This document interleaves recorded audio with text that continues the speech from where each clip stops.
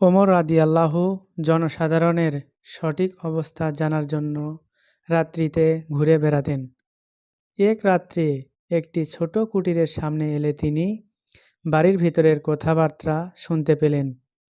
মা মেয়েকে আদেশ করছেন, দুধের সাথে পানি মিশাও, ভোর হয়ে এলো। মেয়েটি উত্তর দিল, না মা, ওমর রাদিয়াল্লাহু দুধে পানি মিশাতে নিষেধ করেছেন, তিনি জানতে পারলে শাস্তি দিবেন। মা বললেন, ওমর দেখতে পেলে তো? মেয়ে বলল, আমি প্রকাশ্যে তার আনুগত্য করব আর গোপনে তার অবাধ্য করব?